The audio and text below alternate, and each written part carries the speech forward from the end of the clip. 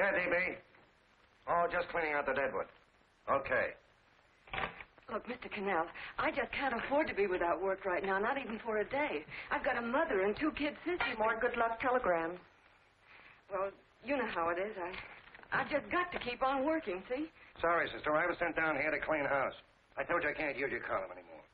It's lavender and no lace. Send those other people in.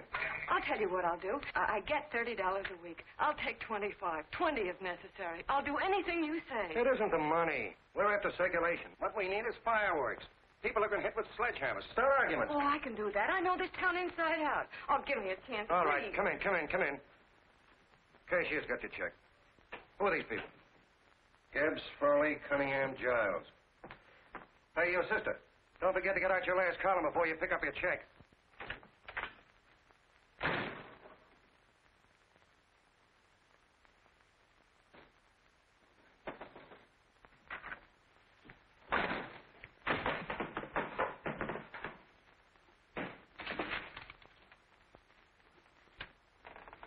You're a couple of sticks shy in your column, man. Big rich slob like D.B. Norton buys the paper and 40 heads are chopped off. Did you get it, too? Yeah. You too? Oh, Joe. Oh, I'm sorry, darling. Why don't we tear the building down? Before you do, Ann, perhaps you'd better finish this column. Yeah, lavender and old lace. Wait, Joe. Wait. Wants fireworks, huh? Okay.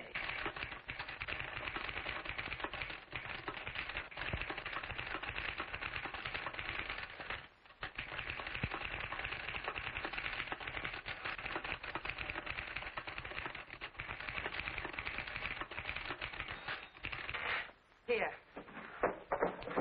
Below is a letter which reached my desk this morning. It's a commentary on what we laughingly call a civilized world. Dear Miss Mitchell, 4 years ago I was fired out of my job. Since then I haven't been able to get another one.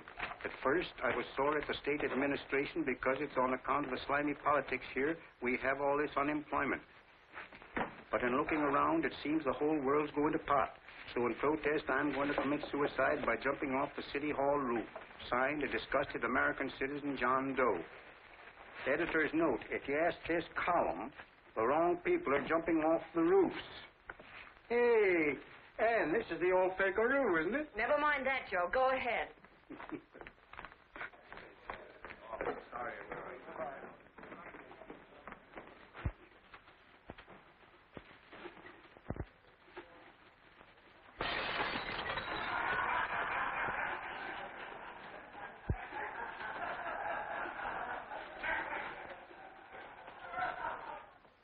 And it's because of the slimy politics that we have all this unemployment here. There it is. That's D.B. Norton's opening attack on the governor. Why, Jim, it's just a letter sent into a column. No, I can smell it. That's Norton. Good morning, gentlemen. Good morning, Governor. Morning, Governor. You're rather early. Governor, did you happen to see this in the new bulletin? Yes. I had it served with my breakfast this morning. Jim thinks it's D.B. Norton at work. Of course it is. Oh, come, Jim. That little item, D.B. Norton does things in a much bigger way. This is his opening attack on you, Governor. Take my word for it. What did he buy a paper for?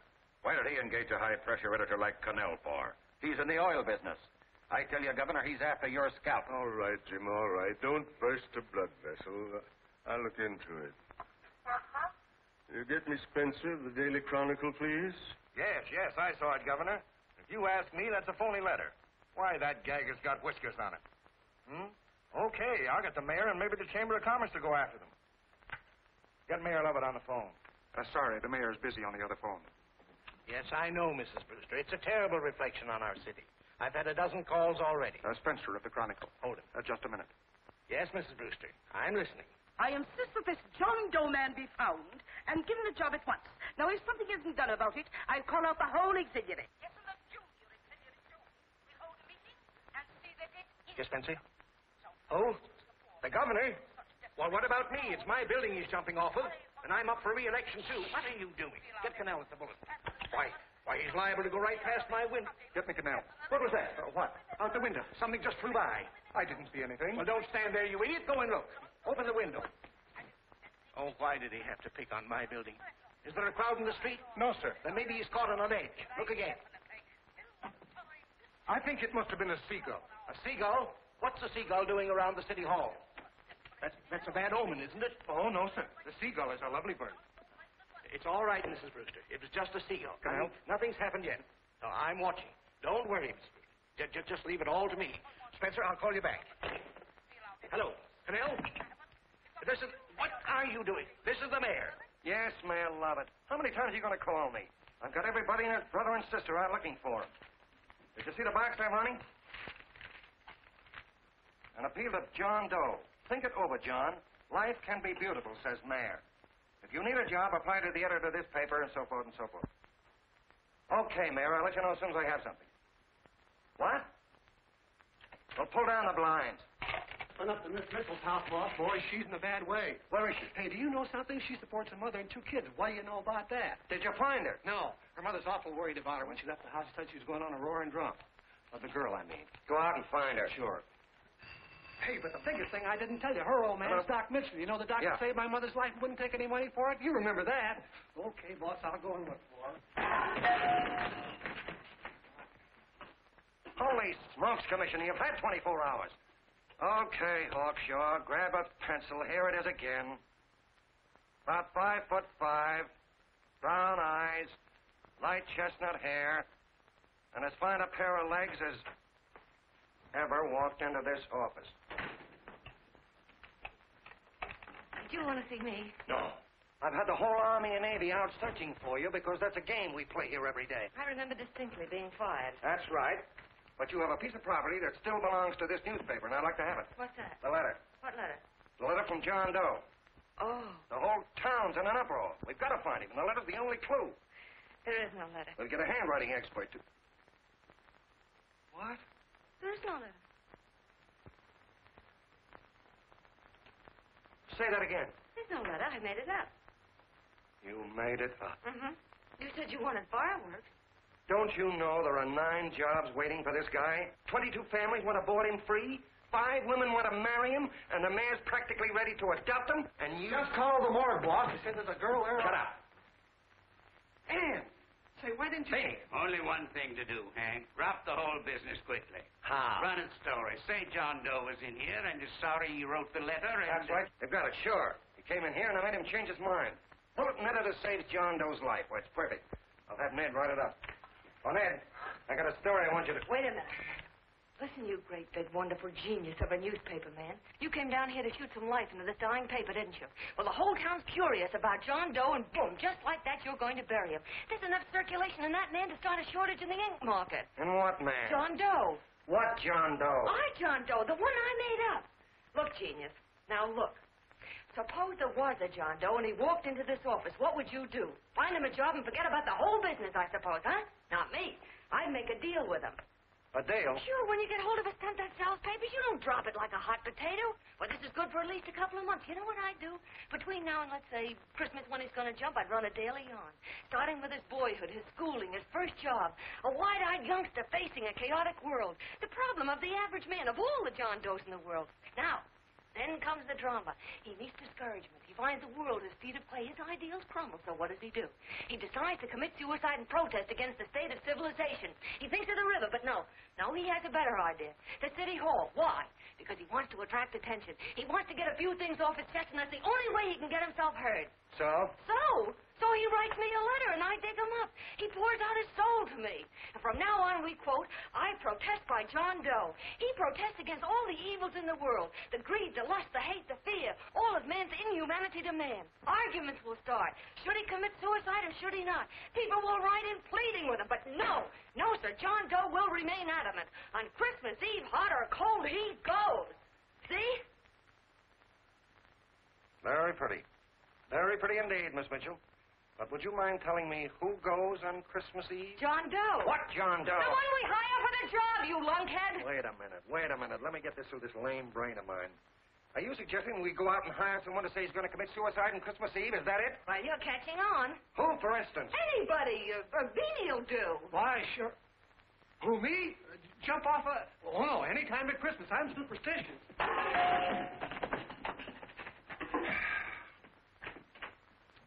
Miss Bishop, do me a favor. Will you go on out and get married and have a lot of babies, but stay out of newspaper business. Better get that story in, Hank. It's getting late. You're supposed to be a smart guy. If it was raining $100 bills, you'd be out looking for a dime you lost someplace.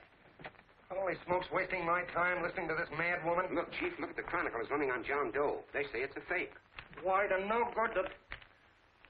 John Doe story, amateur journalism. It's palpably phony. It's a wonder anyone is taking it serious. What do you think of those guys? That's fine. That's fine. Now fall right into their laps. Go ahead. Say John Doe walked in and called the whole thing off. You know what that's going to sound like on top of this. That's all, Ned. Thank you. All right. Amateur journalism, huh?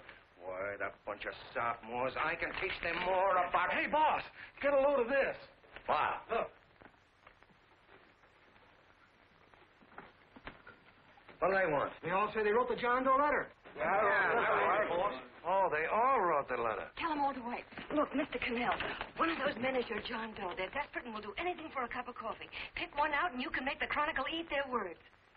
I'm beginning to like this. If you ask me, Hank, you're playing around with dynamite. No. The gal's right. We can't let the Chronicle get the laugh on us. We've got to produce a John Doe now. Amateur journalism, huh? I'll show those guys. Sure, and there's no reason for them to find out the truth either, because naturally I won't say anything. Okay, sister, you get your job back. That's a bonus. What bonus? Oh, the bonus of $1,000 the Chronicle was going to pay me for this little document. You'll find it says, I, Ann Mitchell, hereby certify that the John Doe letter was created by me. I can read. Sorry. You think this is worth $1,000, do you? Oh, the Chronicle would consider it dirt cheap. Packs everything, including a gun. Okay, sister, you got yourself a deal. Now let's take a look at the candidates. The one we pick has got to be the typical average man. Typical American that can keep his mouth shut. Show me an American who can keep his mouth shut, and I'll eat him. Okay, Beanie, bring him in one at a time.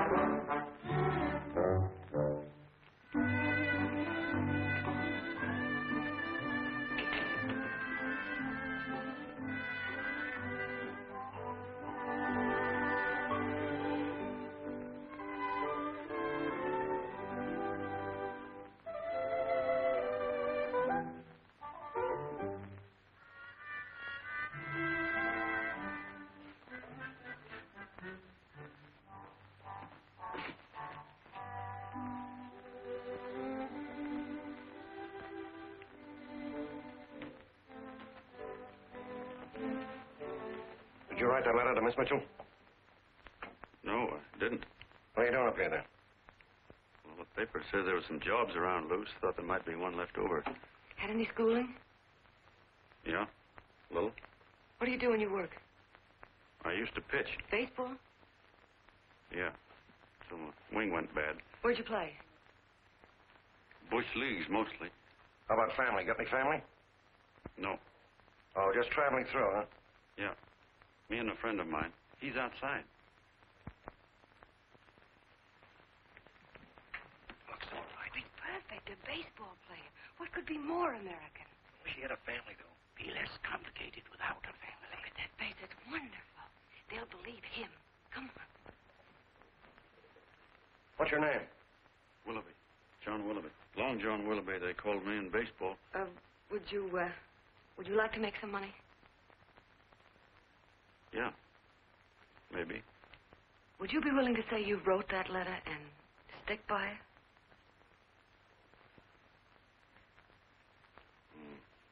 I get the idea. Yeah. Maybe. That's our man. He's made to order. I don't know. He don't seem like the kind of a guy that'd fall in line. When you're desperate for money, you do a lot of things, Mr. Cannell. He's our man, I tell you. He fainted. Come on, Get the water, quickly. Hurry up, Pop. Oh. Right here, sit down. Huh? You all right? Yeah, I'm all right. How many is there? 6?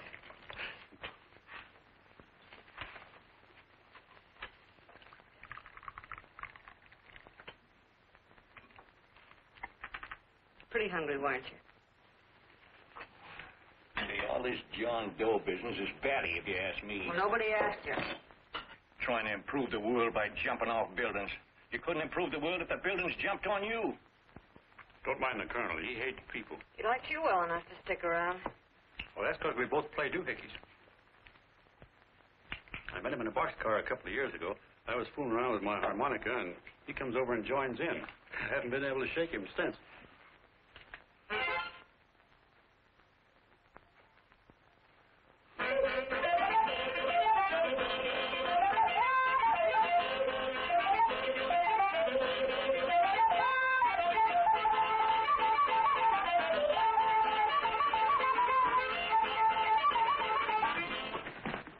Here he is. No, you can't take pictures of him like that, eating a sandwich and with a beard. But he's going to jump off a building. Yes, but not because he's out of a job. That's not news. This man's going to jump as a matter of principle. Well, maybe you're right. We'll clean him up and put him in a hotel room under bodyguards. We'll make a mystery out of him. Did you speak to Mr. Norton? Thinks it's terrific. Says for us to go the limit. Wants us to build a bonfire under every big shot in the state. Oh, swell. Is that the contract? Yeah. What's he doing here? Friend of his. They play duets together. Duets? But can we trust him? Oh. I trust him. Oh, you trust him. Well, that's fine. I suppose he trusts you, too. Oh, stop worrying. He's all right. Okay, but we don't want more than a couple of hundred people in on this thing. Now, the first thing I want is an exact copy of the John Doe letter in your own handwriting. Got it already. Here. No, that's fine. Now, I want you to sign this agreement. It gives us an exclusive story under your name, day by day, from now until Christmas. On December 26th, you get one railroad ticket out of town. And the bulletin agrees to pay to have your arm fixed. That's what you want, isn't it? Yeah, but it's got to be by Bonesetter Brown. Okay, Bonesetter Brown goes. Here, sign it. Meanwhile, here's $50 spending money. That's fine. Beanie? Yes, boss. Take charge of him. Get him a suite at the Imperial and hire some bodyguards. Yeah, and some new clothes, Beanie. You think we better have him to louse? Yeah. Both of them? Yes, both of them, but don't let them out of your sight. Hey, Beanie, spray suit, huh? Yes. Okay, fellas.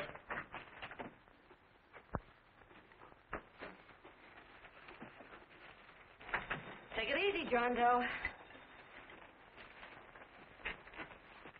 And you start pounding that typewriter. Oh, boy, this is terrific. No responsibilities on our part, just statements from John Doe, and we can blast our heads off. Before you pop too many buttons, don't forget to make out that check for $1,000.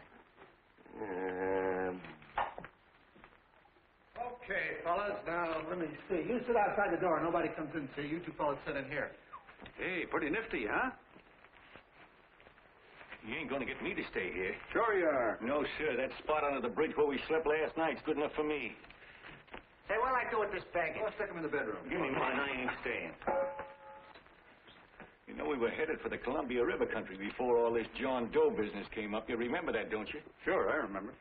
Say, your ears popped coming up in the elevator. Mine did. All along, John. I tell you, it's no good. You're going to get used to a lot of stuff that's going to wreck you.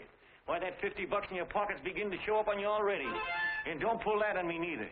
Stop worrying, Colonel. I'm going to get my arm fixed out of this. Hey, here's some cigars the boss sent us. Have one. Hey, Help cigar. yourself. No.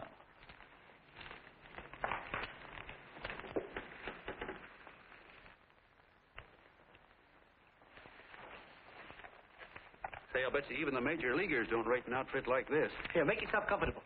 Paper? I don't read no papers, and I don't listen to radios either. I know the world's been shaped by a drunken barber, and I don't have to read it. I've seen guys like you go under before. Guys that never had a worry. Then they got a hold of some dough and went goofy. The first thing that happens to a guy... all out of the bedroom. No. The first thing that happens to a guy like that, he starts wanting to go into restaurants and sit down at a table and eat salads and cupcakes and tea. Boy, what that kind of food does to your system.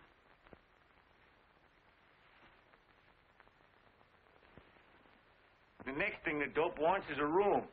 Yes, sir, a room with steam heat and curtains and rugs. And before you know it, he's all softened up and he can't sleep unless he has a bed.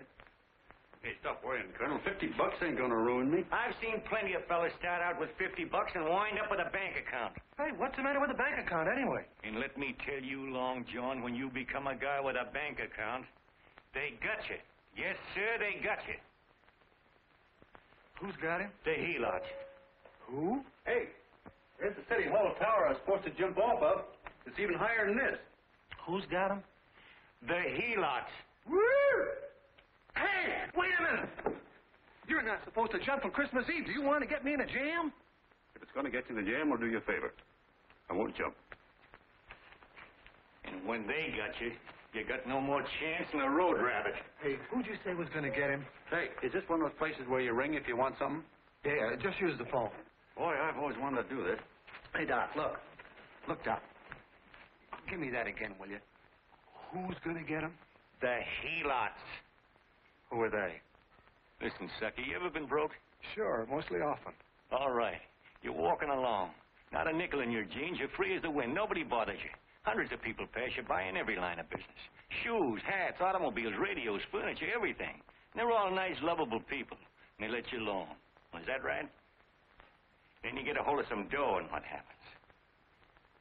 All those nice, sweet, lovable people become Helots. A lot of heels. They begin creeping up on you, trying to sell you something. They get long claws, and they get a stranglehold on you. And you squirm, and you duck, and you holler, and you try to push them away, but you haven't got a chance. They got you. First thing you know, you own things. A car, for instance. Now your whole life is messed up with a lot more stuff. You get license fees, and number plates, and gas, and oil, and taxes, and insurance, and identification cards, and letters, and bills, and flat tires, and dents, and traffic tickets, and motorcycle cops, and courtrooms, and lawyers, and fines, and a million and one other things. And what happens? You're not the free and happy guy you used to be. You got to have money to pay for all those things. So you go after what the other fellas got. And there you are. You're a Helot yourself.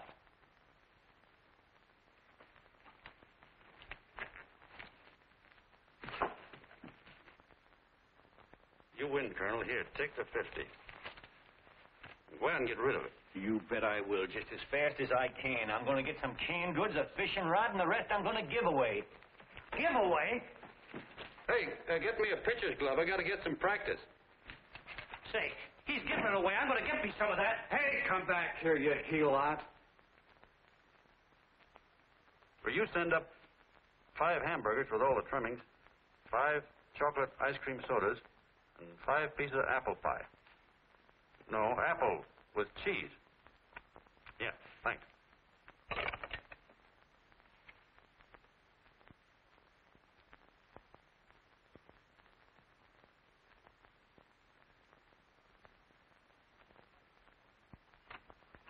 Hello there. Well. If it isn't a man about town. All set, Miss Ann. Oh, yes. Let's go. Let's see, we want some action in these pictures. Action? Mm-hmm. That's good. No. This man's going to jump off a roof. Oh. Here, wait a minute. Let me comb your hair. Sit down. Yeah, that's better.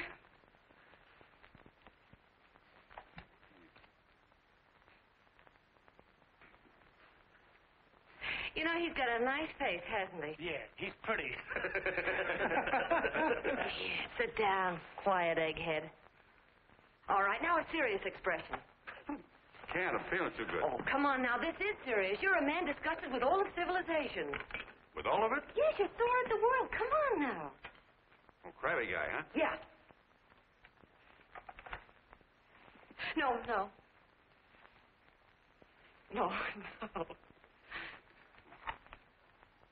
No, look. You don't have to smell the world. Well, all those guys in the Never picture mind stand- those guys. All right, stand up. Now, let's see what you look like when you protest. Against what? Against anything, just protest. You got me. Oh, look, I'm the umpire, and you just cut the heart of the plate with your fast one, and I called it a ball. What would you do? Oh, you did, huh? Yeah. Why can't you call it right, you boneheaded...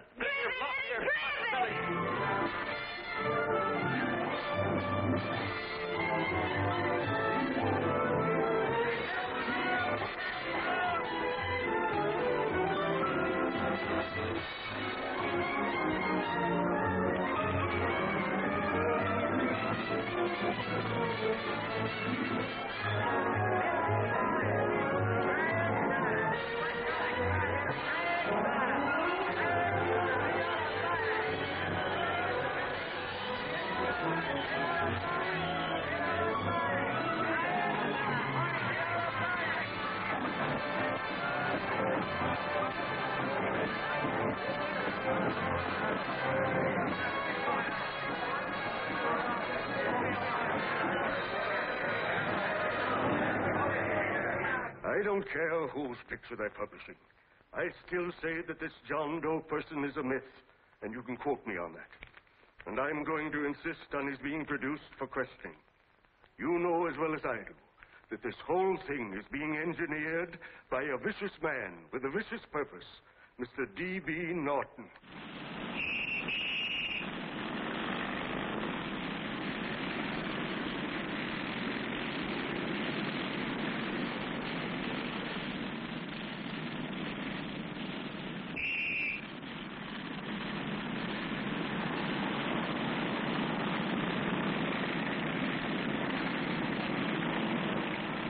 And Miss Mitchell are at the house, sir. So they are? All right. Come on. Personally, I think it's just plain stupidity to drop it. Now, you should see a fan mail. Thousands.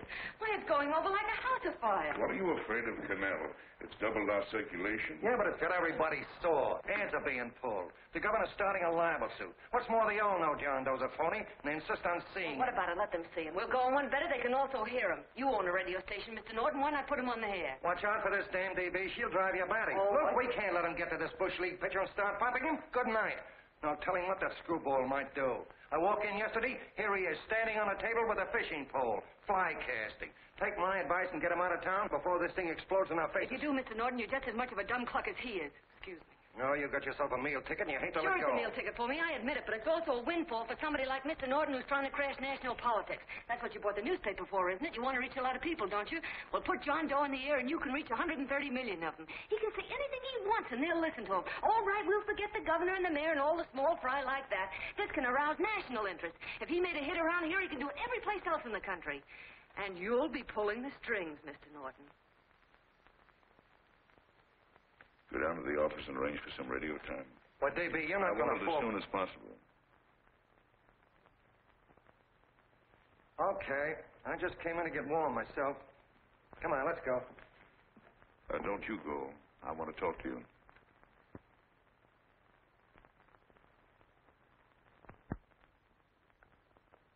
Sit down.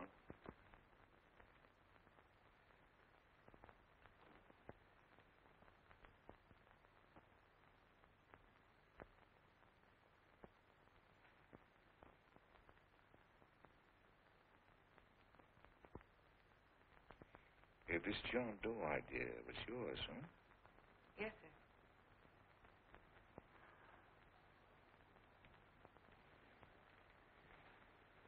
How much money do you get? $30. $30. Well, what are you after? I mean, what do you want? A journalistic career? Money. Money? Well, I'm glad to hear somebody admit it. Do you suppose you could write a radio speech that would put that fellow over? Oh, I'm sure I can. Do it, and I'll give you $100 a week. $100? That's only the beginning. You play your cards right, and you'll never have to worry about money again. Oh, I know it. Hello. Hello. Whenever there's a pretty woman around. This is my nephew, Ted Sheldon, Miss Mitchell. How do you do? How do you do? All right, Casanova, I'll give you a break. See that Miss Mitchell gets a car to take her home.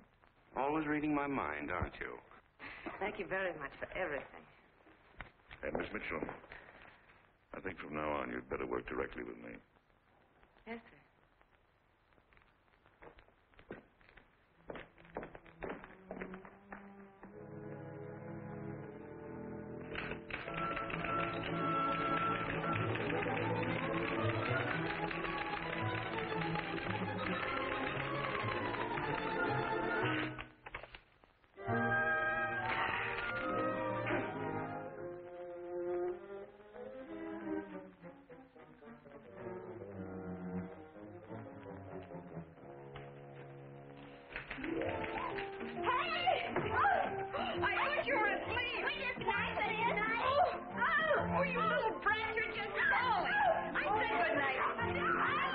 Come, children. It's past your bedtime. Come on. Now, scooch off the bed. Pour through me. I'm done. I'll never get this speech right. Oh, yes, you will, Ann, dear. You're very clever. Yeah, I know. What are you looking for? Your purse, I need $10. What for? I gave you 50 just the other day. Yes, I know, dear, but Mrs. Burke had her baby yesterday. 9 pounds. And there wasn't a thing in the house. And then the community chest lady came. And the 50's all gone, huh? Who's the 10 for? The Websters. The Websters. You remember those lovely people your father used to take care of. I thought I'd buy them some groceries. Oh, Anne, dear, it's a shame those... You're marvelous, Ma. You're just like Father used to be. Do you realize a couple of weeks ago we didn't have enough to eat ourselves? Well, yes, I know, dear, but these people are in such need. And we have plenty now. If you're thinking of that $1,000, forget it. It's practically all gone. We owed everybody in town. Now, you just got to stop giving all your money away. Oh, Anne, dear. Oh, I'm sorry, Ma. Oh, don't pay any attention to me. I guess I'm just upset about all this. Gee whiz, here I am with a great opportunity to get somewhere, to give us security for once in our lives, and I'm stuck. If I could put this over, your Mrs. Burke can have 6 babies. You mean the speech you're writing? Yeah, I don't know. I simply can't get it to gel. I created somebody who's going to give up his life for a principle. Hundreds of thousands of people are going to listen to him over the radio. And unless he says something that's sensational, it's just no good. Well, honey, of course, I don't know what kind of a speech you're trying to write, but judging from the samples I've read, I don't think anybody will listen. What? Darling, there's so many complaining political speeches. People are tired of hearing nothing but doom and despair on the radio. If you're going to have him say anything, why don't you let him say something simple and real, something with hope in it? If your father were alive, he'd know what to say. Yeah. Father certainly would. Wait a minute.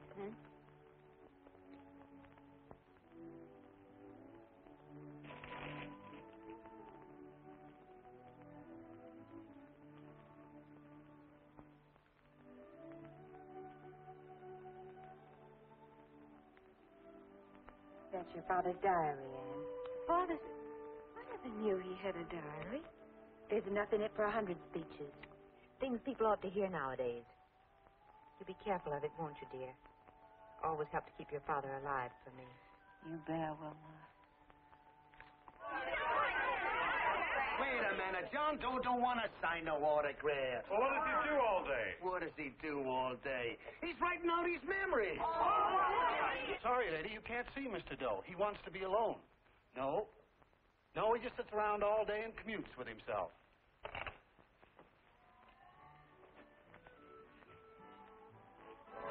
Oh!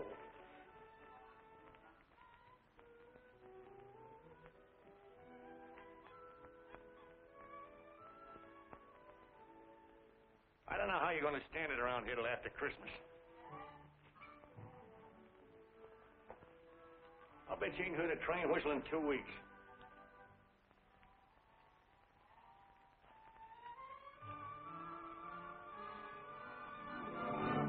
Steam, right!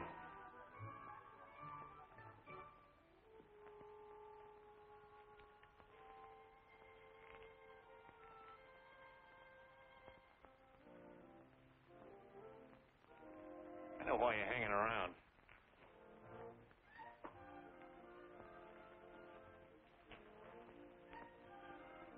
You're stuck on the girl. That's all a guy needs is to get hooked up with a woman.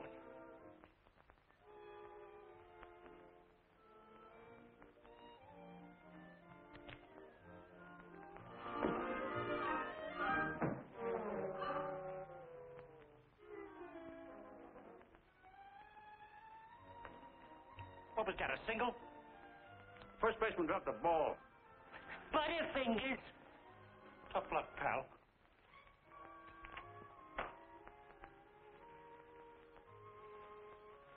Guy has a woman on his hands. First thing he knows, his life is balled up with a lot more things. Furniture.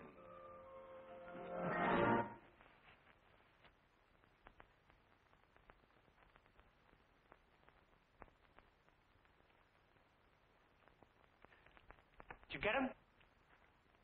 You're out. Swell. What's this, the end of the 8th? 9th.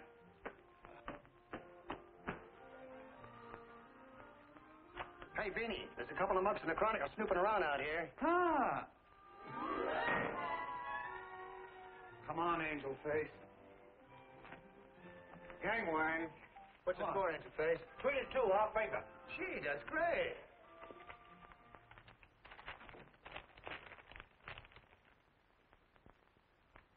Hey, you got swell form there. Must have been a pretty good pitcher.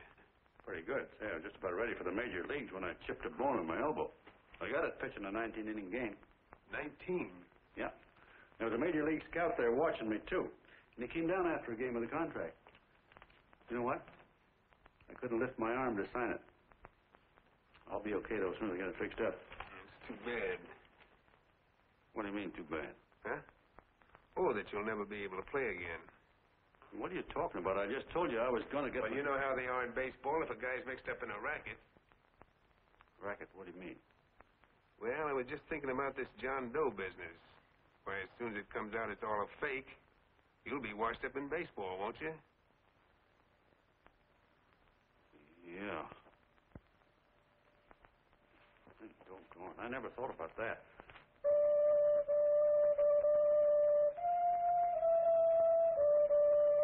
Gosh. And another thing, what about all the kids in the country? The kids that idolize ball players. What are they going to think about you? Yeah.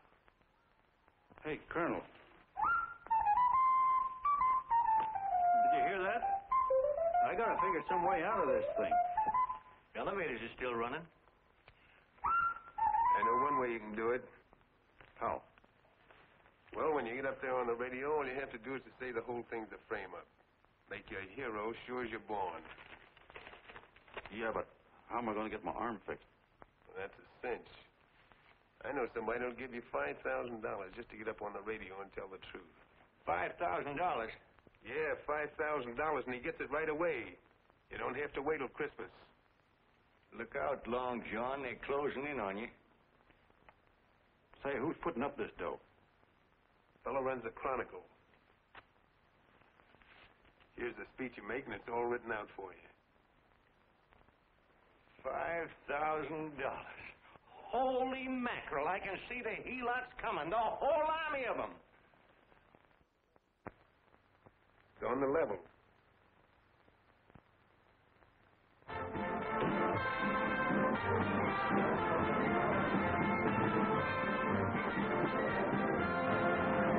No, I'm sorry. Tickets for the broadcast are all gone. Phone the bulletin. Sorry, no more tickets left.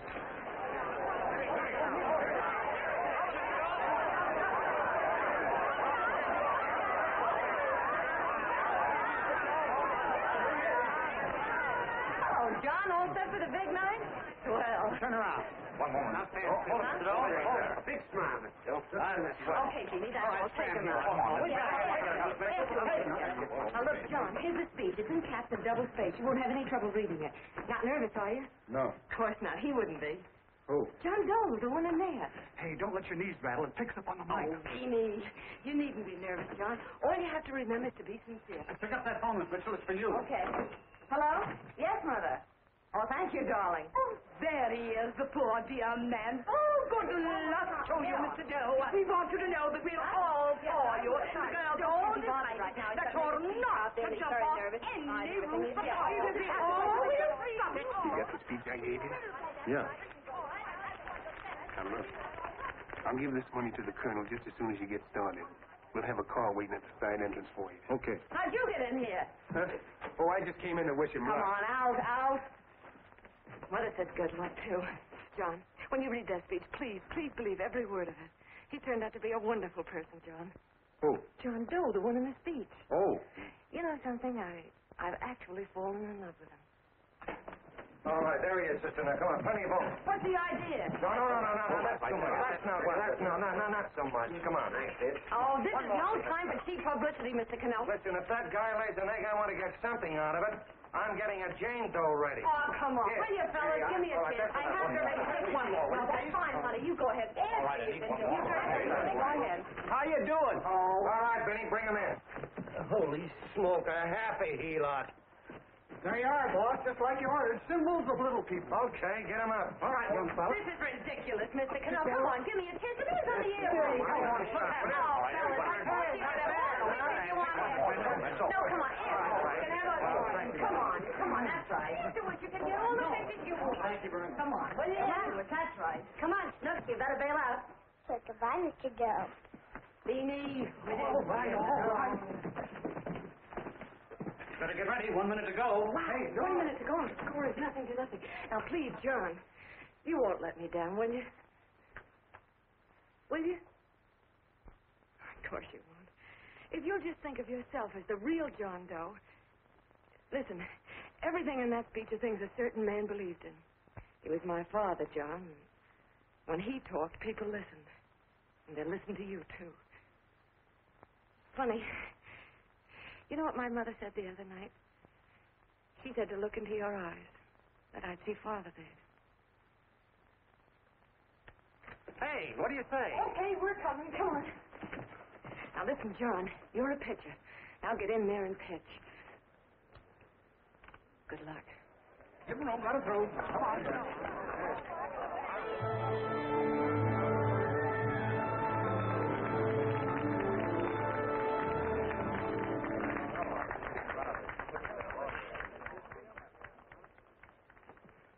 Hey, let's get out of here. There's the door right there. Hey, what are you doing here? That's what I'd like to know. Come on now, pal. Say, he's a friend of mine. Never mind, let him alone. He's all right. I'll be right over there pulling for you. John, over here.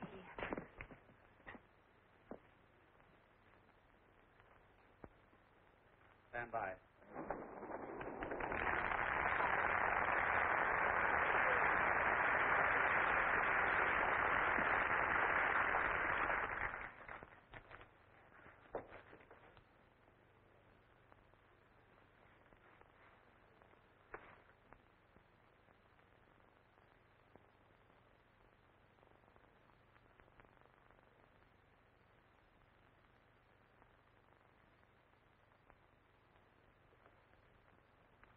Phone the Chronicle. Tell them to start getting those extras out.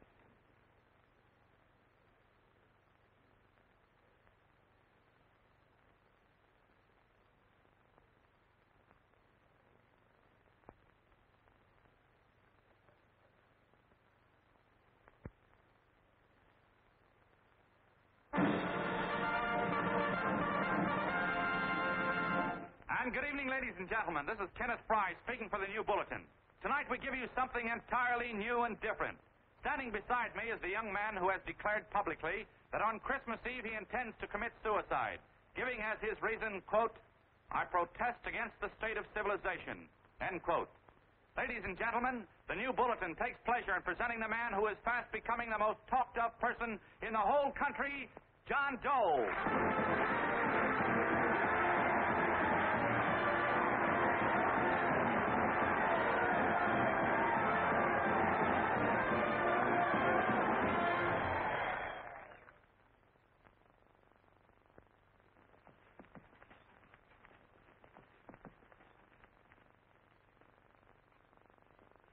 Ladies and gentlemen, I am the man you all know as John Doe. I took that name because it seems to describe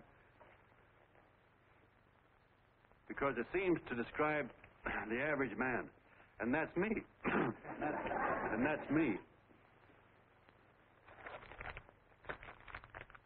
Well, it was me before I said I was going to jump off the city hall roof at midnight on Christmas Eve. Now I guess I'm not average anymore. Now I'm getting all sorts of attention. From big shots, too. We've been double-crossed. The mayor and the governor, for instance. They don't like those articles I've been writing. You're an imposter, young fellow. That's a pack of lies you're telling. Who wrote that speech for you?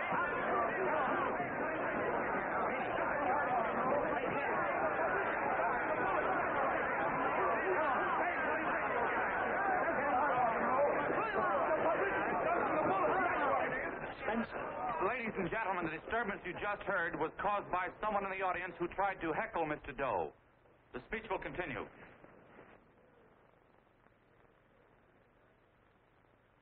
Well, people like the governor and that fellow there can stop worrying. I'm not going to talk about them. I'm going to talk about us, the average guys, the John Does. If anybody should ask you what the average John Doe is like, you couldn't tell him because he's a million and one things. He's Mr. Big and Mr. Small. He's simple and he's wise. He's inherently honest, but he's got a streak of larceny in his heart. He seldom walks up to a public telephone without shoving his finger into the slot to see if somebody left a nickel there.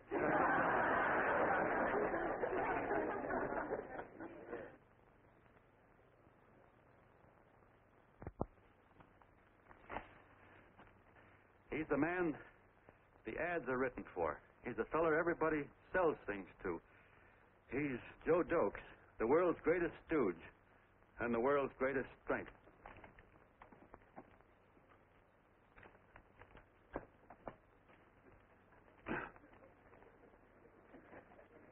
Yes, sir. Yes, sir, we're a great family, the John Does. We are the meek who are supposed to inherit the earth. You'll find us everywhere.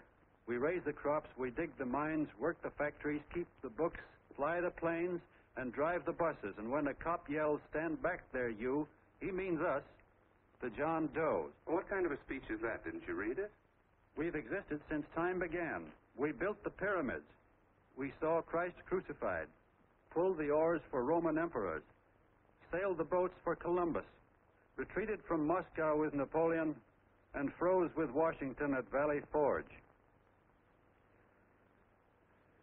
Yes, sir. We've been in there dodging left hooks since before history began to walk. In our struggle for freak the canvas many a time, but we always bounce back because we're the people, and we're tough.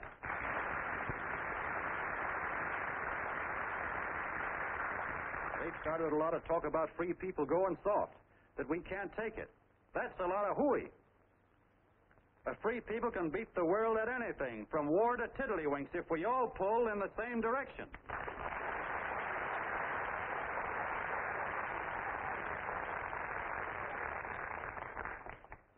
I know a lot of you are saying, "What can I do? I'm just a little punk. I don't count."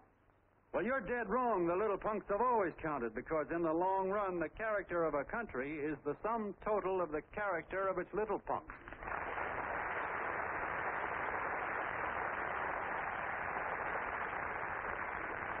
But we've all got to get in there and pitch. We can't win the old ball game unless we have teamwork. And that's where every John Doe comes in. It's up to him to get together with his teammate. And your teammate, my friends, is the guy next door to you. Your neighbor. He's a terribly important guy, that guy next door. You're going to need him, and he's going to need you, so look him up. If he's sick, call on him. If he's hungry, feed him. If he's out of a job, find him one. To most of you, your neighbor is a stranger, a guy with a barking dog and a high fence around him. Now, you can't be a stranger to any guy that's on your own team. So tear down the fence that separates you. Tear down the fence, and you tear down a lot of hates and prejudices. Tear down all the fences in the country, and you really have teamwork.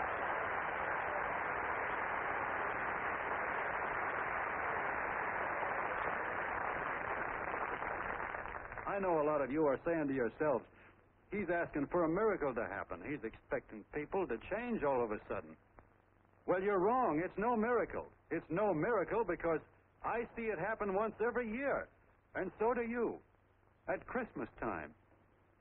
There's something swell about the spirit of Christmas, to see what it does to people, all kinds of people. Now, why can't that spirit, that same warm Christmas spirit, last the whole year round? Gosh, if it ever did, if each and every John Doe would make that spirit last 365 days out of the year, we'd develop such a strength, we'd create such a tidal wave of goodwill that no human force could stand against it. Yes, sir, my friends. The meek can only inherit the earth when the John Does start loving their neighbors. You better start right now. Don't wait till the game is called on account of darkness. Wake up, John Doe. You're the hope of the world.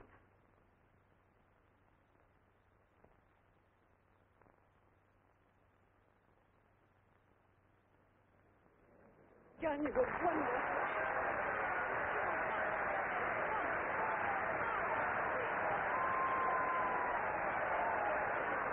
Get out of here. Now you're talking.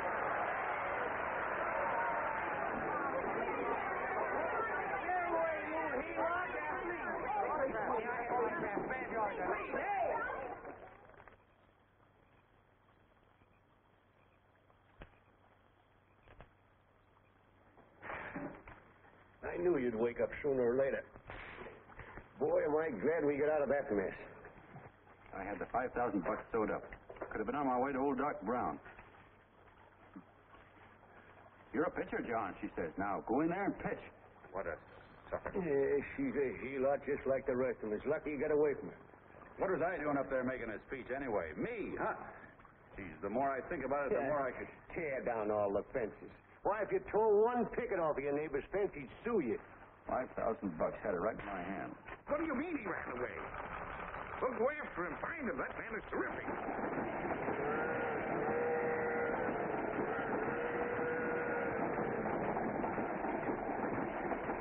Columbia River, here we come.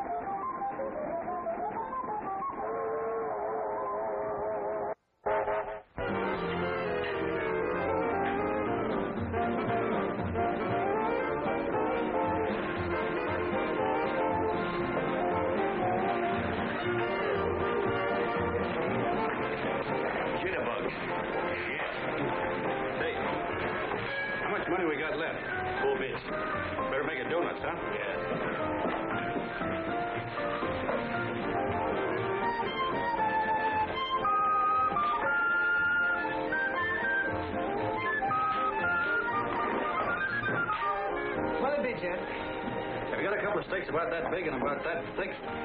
Yeah, with hash brown potatoes and tomatoes and apple pie and ice cream and coffee And donuts, I know. Hey, Ma, Seekers, a fair. Seekers, a fair, coming up. Glad he took the tea out of there.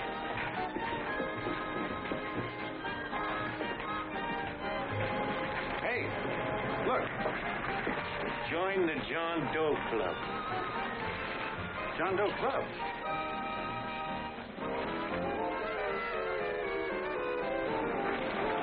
Oh. You John Doe? Who? John Doe. Ah, you need glasses, buddy. Oh, but it's a spitting image of John Doe. Yeah, but his name is Willoughby. I'm John Willoughby. I'm a baseball player. Sure. Oh, no, I know that voice anyway. You can't kid me. You John Doe. Hey, Ma! Ma! That's John Doe. John Doe. Yeah, sitting right there, big as life. Who'd you say it was? John Doe, the big guy there. I know. Pictures in the paper. That's John Guy. John Doe.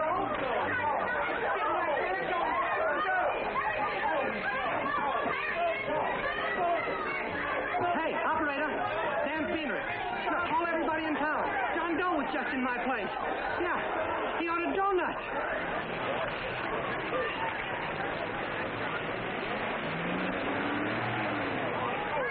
John Doe.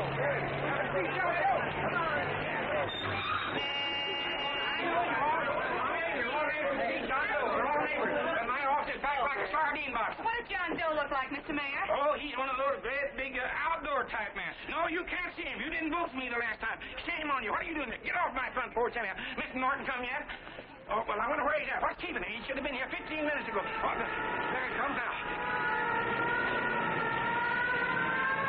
Now, everybody on your dignity. Don't do anything to disgrace us. A little town, but we got to show off. Then let me talk to him. All right, but present it to him as a great cause for the common man. Ah, here he comes. Now, give him room down there. Give him room, folks. Come on now. Come on. Here he comes. Here he comes. Here's Mr. Norton. How do you do, Mr. Norton? I'm Mayor Hawkins. Get the cloud back. Let me go, you darn tool. I'm the mayor. Mr. Norton. Mr. Norton. Mr. Norton. I'm Mayor Hawkins. Your office telephoned me to hold him. Well, that's fine. How is he? Oh, he's fine. He's right in my office there. You know, it's a great honor having John Doe here, and you too. Haven't had too much excitement since the old city hall burned down. People are so excited and then it tore its clothes off. Oh, Matilda Don, phone the newspapers, tell them Mr. Norton's here. Step right inside, Mr. Norton. My office. Very comfortable here, Mr. Norton. Just had it air conditioned. Gangway, please. Make room for Mr. Norton. Gangway. Gangway. Here he is, Mr. Norton. Well taken care of. The neighbors are serving him a light lunch. Hello, John. Mr. Mayor, if you don't mind, we'd like to talk to him alone. Why, certainly. All right, everybody. Clear out. Now, what you want? Everybody, quickly now. Come on. Come on. All right. Don't argue with me here. Wait till we get home. Don't you push me around like that. Even though I'm your wife, you can't push me around. Look, Mr. Norton, I think you got a lot of nerve having those people hold us here. There's nobody holding you here, Mr. Doe. It's only natural that There's nobody holding us here. Let's get going.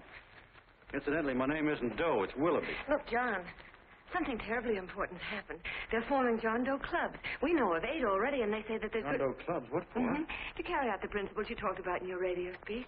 I don't care what they're forming. I'm on my way, and I don't like the idea of being stopped either. Oh, but you don't know how big this thing is. You should see the thousands of telegrams we've received and what they're saying about you. Look, it started as a circulation stunt, didn't it? Well, you got your circulation. Now, why don't you let me alone? Oh, it started as a circulation stunt, but it isn't anymore. Mr. Norton wants to get back of it and sponsor John Doe clubs all over the country. He wants to send you on a lecture tour. Me? Uh-huh. Oh, certainly. With your ability to influence people, it might grow into a glorious movement. Say, let's get something straight here. I don't want any part of this thing. If you got an idea I'm going around lecturing to people, why, you're crazy. Baseball's my racket, and I'm sticking to it. Come on, Colonel, let's get out of here. John, Please. I just got rid of one crowd. But please, Mr. Mayor, tell him the John Doe Club wants to talk to him. Let them in, Mr. Mayor. Let them come in. Okay, folks, but remember your manners. No stampeding. Walk slow, like you do when you come to pay your taxes.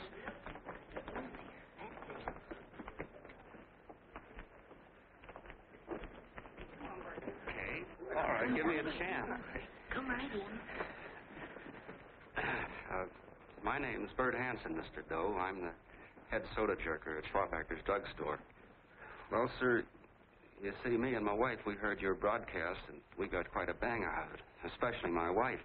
Kept me up half the night saying, that man's right, honey. The trouble with the world is nobody gives a hoot about his neighbor. That's why everybody in town's sore and cranky at each other. And I kept saying, well, that's fine, but how's a guy going to go around loving the kind of neighbors we got? Old Sourpuss, for instance. You see, Sourpuss Smithers is a guy who lives all alone next door to us. He's a cranky old man that runs a second-hand furniture store. We haven't spoken to him for years. I always figured he was an ornery old gent that hated the world because he was always slamming his garage door and playing the radio so loud he kept half the neighbors up. Well, anyway, the next morning I'm out watering the lawn, and I look over, and there's Sourpuss on the other side of the hedge straightening out a dent in his fender. And my wife yells to me out the window. She says, go on, speak to him, Bert. And I figured, well, heck, I can't lose anything, so I yelled over to him, good morning, Mr. Smithers. He went right on pounding his fender. Was I burned? So I turned around to give my wife a dirty look, and she said, louder, he didn't hear you. So in a voice you could have heard in the next county, I yelled, good morning, Mr. Smithers. Well, sir, you could have knocked me over with a feather. Old Sourpuss turned around surprised-like, and he put on a big smile, came over and took my hand like an old lodge brother, and he said, good morning, Hanson. I've been wanting to talk to you for years, only I thought you didn't like me. And then he started chatting away like a happy little kid, and he got so excited his eyes out. Well, Mr. Doe, before we got through, I found out Smithers is a swell egg, only he's pretty deaf, and that accounts for all the noises. And he says it's a shame how little we know about our neighbors.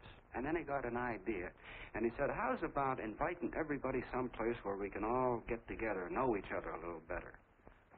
Well, I'm feeling so good by this time, I'm ripe for anything. So Smithers goes around the neighborhood inviting everybody to a meeting at the schoolhouse, and I tell everybody that comes in the store, including Mr. Schwabacker, my boss.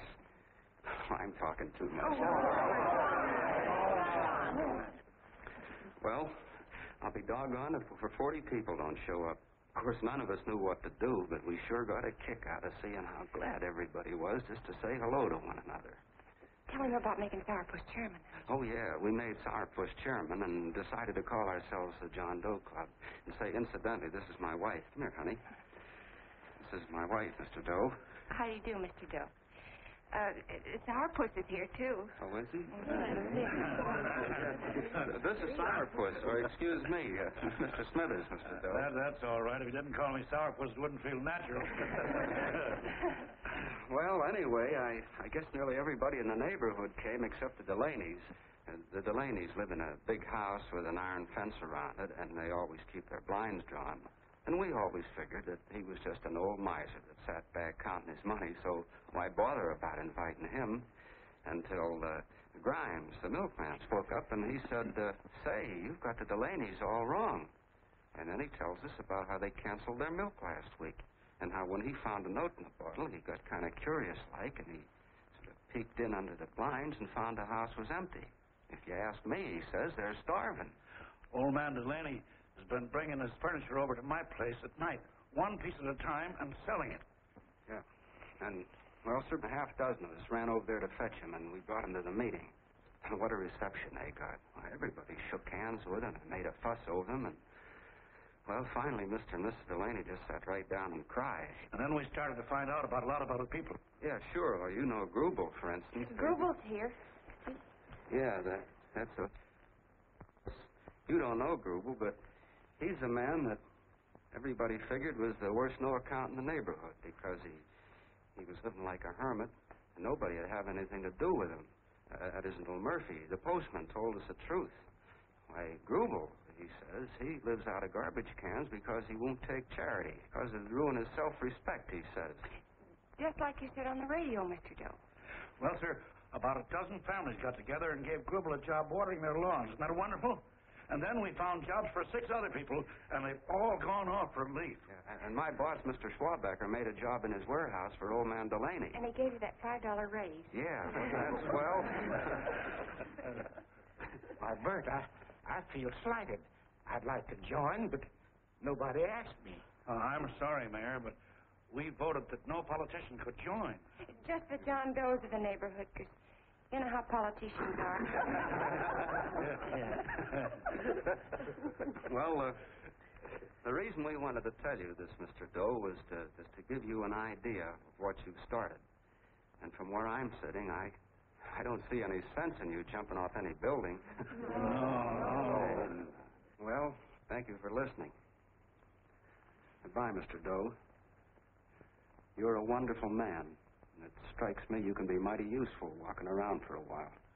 Say goodbye, Mr. Doe. Goodbye, Mr. Doe.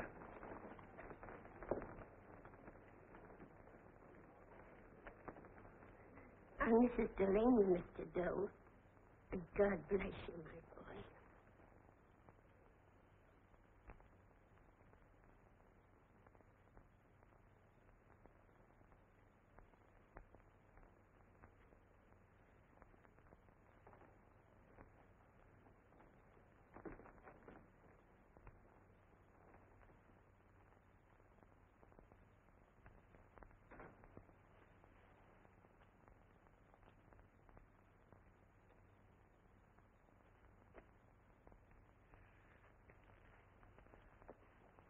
Gee whiz, I'm all mixed up.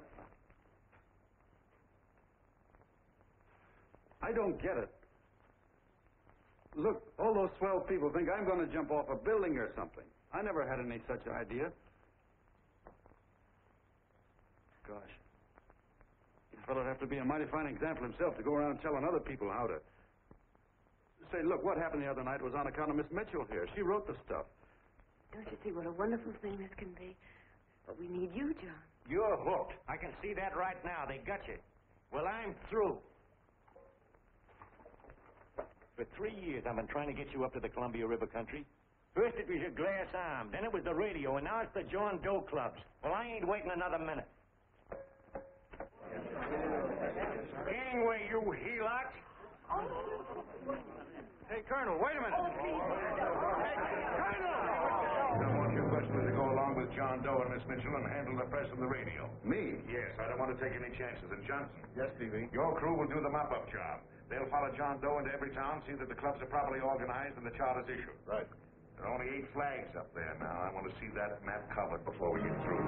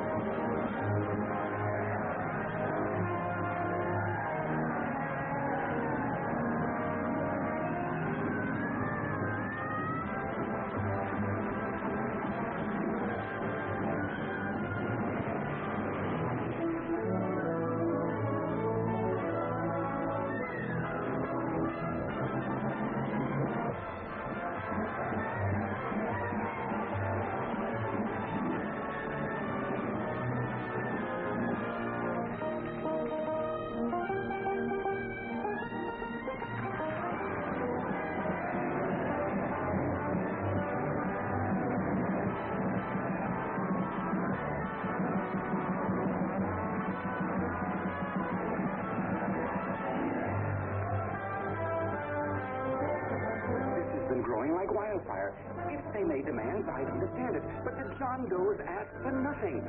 People are going off relief. If this keeps up, I'll be out of a job. As soon as it gets strong enough, we'll find out what John Doe wants. 30 every Thursday. 60 at 60. Who knows what? I'm sorry, boss. They just won't let anybody talk politics to them. It's crazy. We've got to get to them. They represent millions of voters.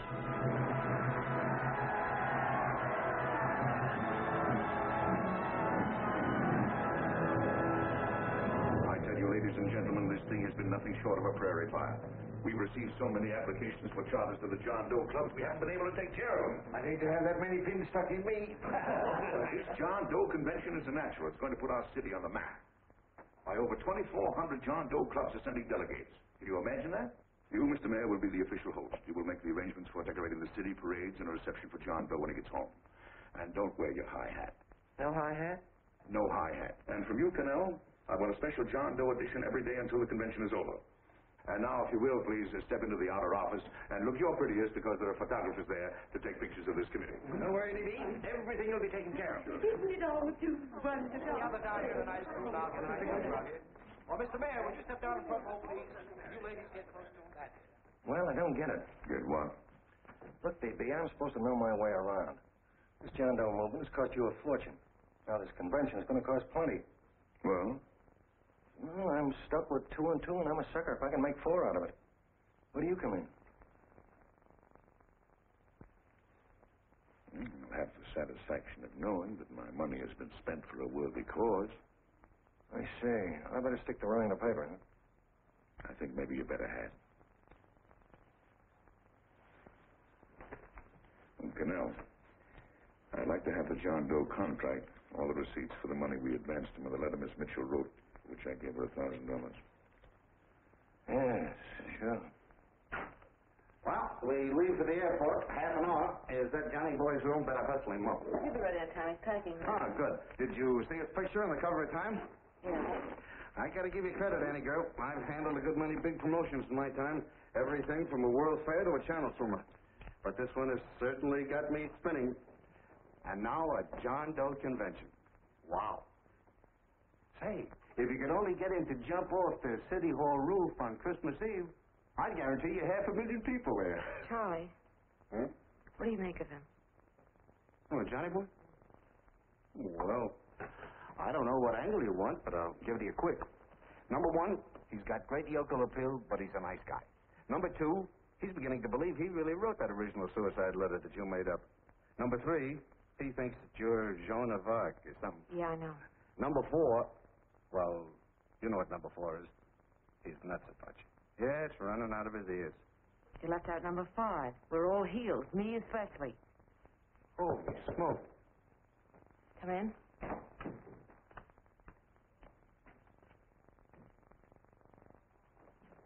More pack. Good. I'll go and get Beanie Boy. Okay, Charlie boy.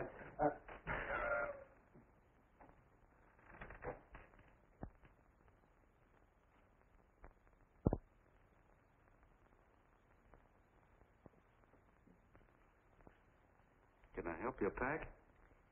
No, thank you.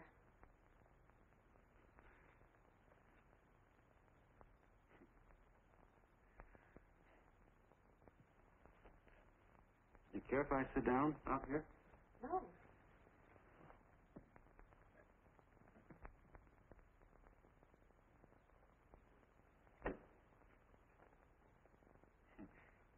You know, I had a crazy dream last night.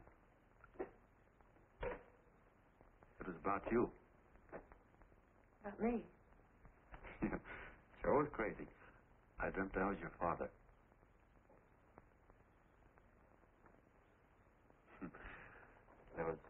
There was something I was trying to stop you from doing. So I got up out of bed, and I walked right through the wall here, right straight into your room. You know how dreams are. And there you were in bed. But you're a little girl, you know, about 10.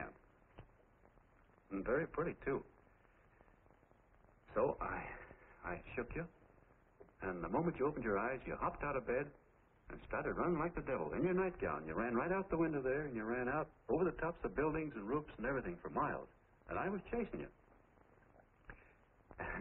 And all the time you were running, you kept growing bigger and bigger and bigger, and pretty soon you were as big as you are now, you know, grown up. And all the time I kept asking myself, what am I chasing her for? And I didn't know. Isn't that a hot one? Well, anyway, you ran into some place, and then I ran in after you, and when I got there you were, getting married. And the nightgown had changed into a beautiful wedding gown. You sure look pretty, too. And then I knew what it was I was trying to stop you from doing. Dreams are sure crazy, aren't they? Well, would you like to know who it was you were marrying? Oh, a tall, handsome Eubangi, I suppose. No, not that bad. It was that fellow that sends you flowers every day. Yeah, what's his name? Mr. Norton's nephew? Ed Sheldon. Yeah, that's the one. But here's the funniest part of it all. I was the fellow up there doing the marrying, you know, the justice of peace or something. You were? I thought you were chasing me.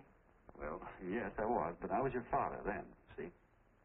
But the real me, John Doe, or, that is, Long John Willoughby, I was the fellow up there with the book. You know what I mean? I guess so. Then what happened? Well, I took you across my knee and I started spanking you. That is, I didn't do it. I mean, I did do it, but it wasn't me, you see. I was your father then. Well, I held you across my knee and I said, Annie, I won't allow you to marry a man that's just rich or that has his secretary send you flowers. The man you marry has got to swim rivers for you. He's got to climb high mountains for you. He's got to slay dragons for you. He's got to perform wonderful deeds for you. Yes, sir. And all the time, the guy up there, you know, with the book, me, just stood there nodding his head. He said, go to it, Pop. Whack her one from me, because that's just the way I feel about it, too. So he said, come on down here and whack her yourself. So I came down, and I whacked you a good one, see? And he whacked you. And I whacked you another one. We both started whacking you like... Well, if you're through whacking her, come on, let's get going. Okay, fellas, right in here. You go out the side entrance with a bunch of autograph seekers out front. We'll be down with the bags in a minute. Come on, don't make a government project out of this. Hi, Benny. When's our plane take off again? Couple of minutes. How many people do you think we've talked?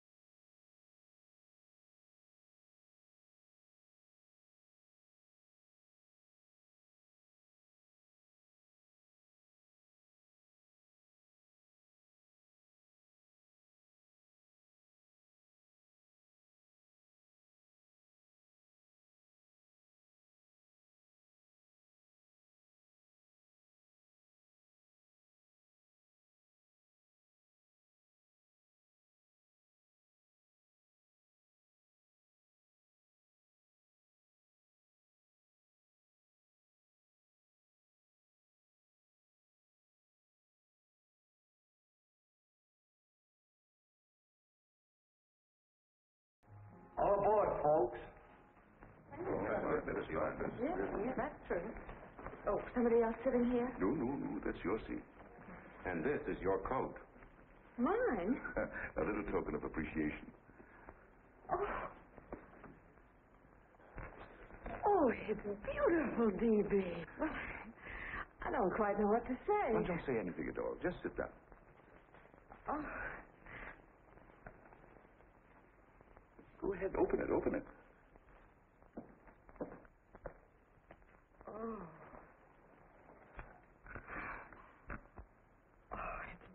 Blake. And a new contract goes with it. Well, come on, spring it. You've got something on your mind. It must be stupendous. You know, that's what I like about it. Right to the point. Like that. All right, Practical Annie. Here it is. Tomorrow night, before a crowd of 15,000 people and talking over a nationwide radio hookup, John Doe will announce the formation of a third party. A third party? Yes, the John Doe Party. Devoted entirely to the interests of all the John Does all over the country, which practically means 90% of the voters. He will also announce the third party's candidate for the presidency.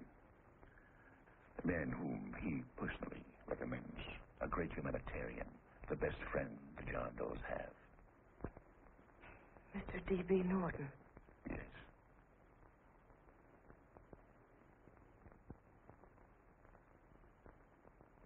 Wow.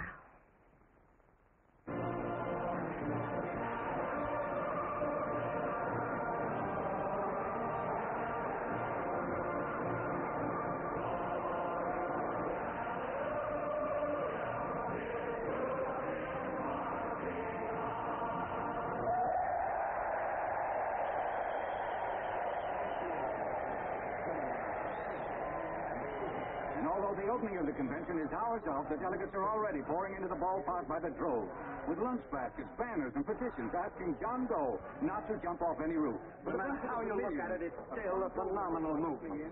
These John Does, or the hoi polloi, as you've heard people call them, have been laughed at and ridiculed, but here they are, gay and happy, having traveled thousands of miles, their expenses paid by their neighbors, to come here to pay homage to their hero, John Doe. And in these days of wars and bombings, it's a hopeful sign that a simple idea like this can sweep the country. An idea based on friendliness, on giving and not taking, on helping your neighbor and asking nothing in return. And if a thing like this can happen, don't let any of your grumbling friends tell you that humanity is falling apart. This is John B. Hughes, signing off now and returning you to our main studio until 9 o'clock, when the convention will officially open. Oh, John, come in. Hey, I'm kind of... It's raining out a little. That's all right. It's good to see you. Sit down. Thanks.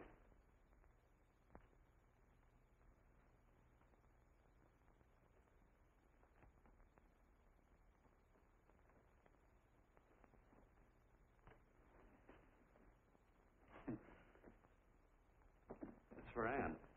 Oh, how nice. Thank you very much. Flowers. I'm terribly sorry she isn't here. She isn't? No, she just left. I'm surprised you didn't run into her. She went over to Mr. Norton's house. Oh. Did you want to see her about something important? Yeah. Well, no, it'll wait. Say, he's a nice man, isn't he? Mr. Norton, I mean. He's done an awful lot for the...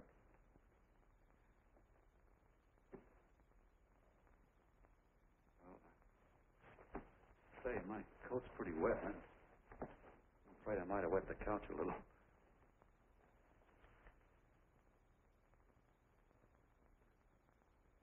Well, I guess I'll see her at the convention later. Yes, of course. I'll see that she gets the flowers. Thanks. Good night, Mrs. Mitchell. Good night, John.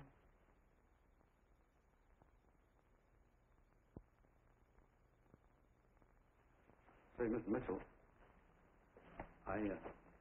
I'm kind of glad Anne isn't here. See, I came over here hoping to see her alone, and kind of hoping I wouldn't, too. You know what I mean? There was something I wanted to talk to her about. But, well, it'll wait, I guess. Good night. Good night, John. Say, look, Mrs. Mitchell, have you ever been married? Oh, I'm sure you have. Gosh, that's pretty silly. I guess you must think I'm kind of batty. Well, I guess I'd better be going to bed. John, my husband said, I love you. Will you marry me? You did? What happened? I married him. Yeah, that's what I mean, see? It was easy as all that, huh? Yeah, but look, Mrs. Mitchell. You know, I love Anne, and it's going to be awfully hard for me to say it. Because, well, you know, she's so wonderful. And, well, the best I ever was a Bush League pitcher. And, you know, I think she's in love with another man. The one she made up. You know, the real John Doe. Well, that's pretty tough competition. I bet you he'd know how to say it all right. With me, I get up to it and around it and in back of it, but I never get right to it. You know what I mean? So the only chance I've got is, well, if somebody could kind of give her a warning, sort of prepare her for the shock. You mean you'd like me to do it? Huh? Well, I was thinking, yeah, you know, sort of break the ice. Of course I will, John. Thank you, Mrs. Mitchell. Hey, you're okay.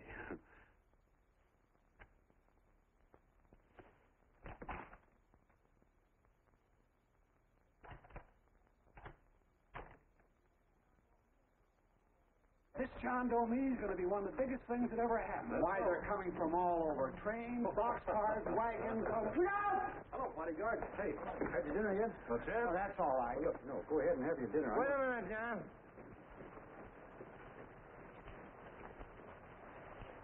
Hello, Mr. Cannell. All right, John. John, I want to have a little talk with you. What's the matter? Are you falling? Come here. Hey, Paul. Oh, quiet. Say, tell me something. Did you read the speech you're going to make tonight? No, I never read the speeches before I make them. I get more of a kick out of it that way. That's just exactly what I thought. Beanie, go on down to the office, tell Papa to give you the speech. There's a copy on my desk. Gee whiz, boss, you know Mr. Norton told me not to leave you, not even for a minute. Go on. We'll be at Jim's bar up the street. You're a nice guy, John. I like you. You're gentle. I always like gentle people. Me, I'm hard. Hard and tough. I got a use for hard people. Gotta be gentle to suit me. Like you, for instance.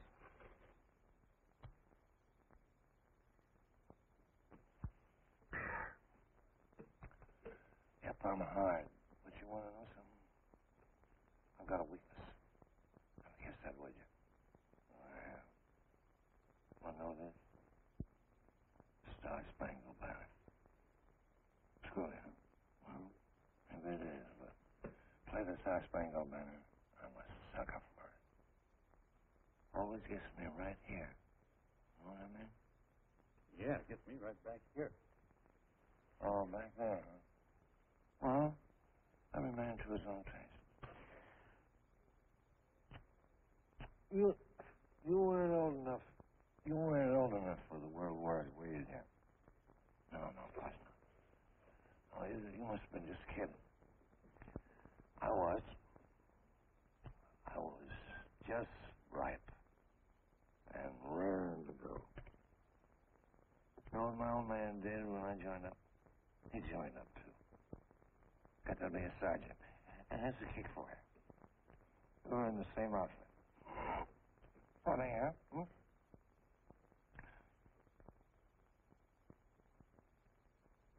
He was killed, John. I saw him get it. I was right there, and I saw it with my own eyes.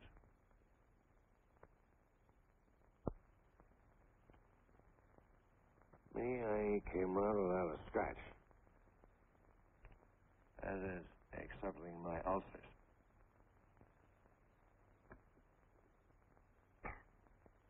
We should be drinking milk, you know. This stuff is poison.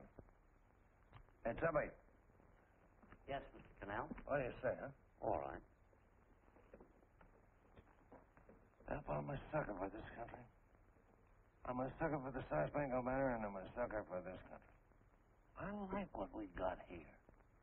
I like it.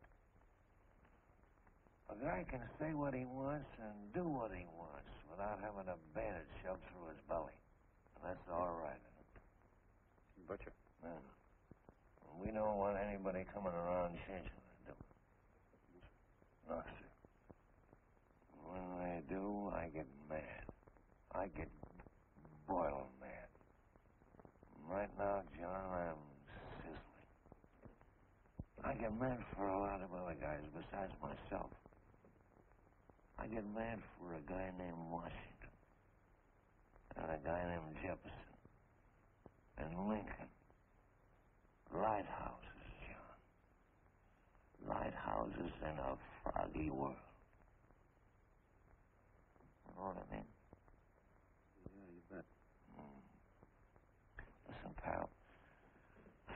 This fifth column stuff is pretty rotten, isn't it? Yeah, it certainly is. And you'd feel like an awful sucker if you found yourself marching right in the middle of it, wouldn't you? You. Of course, you wouldn't know it because you're gentle. But that's what you're doing. You're mixed up with a skunk, my boy. A no-good, dangerous skunk. So you're not talking about Mr. Norton, are you? I'm not talking about his grandfather's pet poodle. You must be wrong, Mr. Cannell. He's been marvelous about the John Doe clubs. Yeah? Say, you're as sold on this John Doe ad, aren't you? Sure. Yes, sir. I don't blame you. So am I. It's a beautiful miracle. A miracle that can only happen right here in the good old USA. And I think it's terrific. What do you think of that? Me, hard-boiled Cannell, and I think it's plenty terrific. All right. Now, supposing a certain unmentionable worm whose initials are DB was trying to use that to shove his way into the White House so he could put the screws on, so he could turn out the lights in those lighthouses. What would you say about that, huh? Nobody's going to do that, Mr. Cannell. They can't use the John Doe clubs for politics. That's the main idea. Is that so? Then what's a big political boss like Hammett doing in town? And a labor leader like Bennett? And a lot of other big shots are up at DB's house right now. Wolves, John. Wolves. Waiting to cut up the John Does. Wait till you get a gander at the speech you're going to make tonight. You're all wet. Miss Mitchell writes those speeches. Nobody can make her write that kind of stuff. They can, huh? Who do you think writes them? My Aunt Emma? I know she writes them. Gets a big bonus for doing them, too. A mink coat and a diamond bracelet. Don't write them. Why, that gold-grabbing dame would double-cross her own mother for a handful of Chinese yams. Shut up.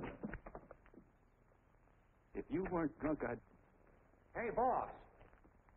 Here's the speech, boss. Hey. Go on and read it, John, and then start sucking. Hey, wait a minute, Mr. Doe. Tubby? Yes, sir. Better bring me a glass of milk.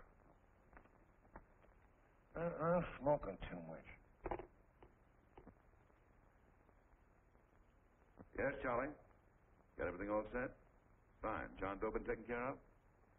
Good. How many people do you think will be there? 15,000? Oh, my, that's fine. Now, listen, Charlie.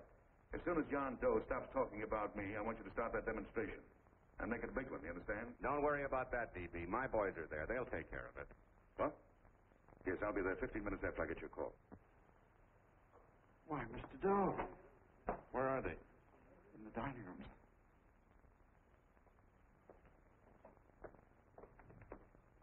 Now, gentlemen, I think we're about ready to throw that great big bombshell. Yeah, well, it's about time. Even a conservative estimate shows that we can count on anywhere between 10 and 20 million John Doe votes. Add to that the labor vote that Mr. Bennett will throw in, and the votes controlled by Mr. Hammett and the rest of you gentlemen in your own territory, and nothing can stop us. As I said before, I'm with you, providing you can guarantee the John Doe vote. Don't worry about that. You can count on me on one condition. Little Bennett's got to be taken care of. Didn't I tell you that everybody in this room would be taken care of? My agreement with you gentlemen stands. I'm with you, D.B., but I still think it's a very daring thing we're attempting. These are daring times, Mr. Barrington. We're coming to a new order of things. There's too much talk been going on in this country. Too many concessions have been made. What the American people need is an iron hand. That's right. That's true. You're quite right, Levy. Discipline. Right. And now, may I offer a little toast to Miss Ann Mitchell, the brilliant and beautiful lady who is responsible for all this. Mr. Norton, I'd like to talk to you alone for a minute. Oh, Miss Mitchell has something to say to us.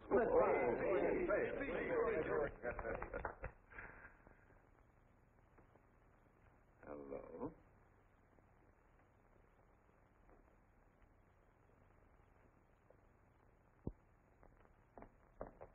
John, I'm so glad to see you. I was terribly worried. Did you write this? Yes, I did, John, but I had no idea what was going on. You didn't? No. That's a swell bracelet you're wearing. John, why aren't you at the convention?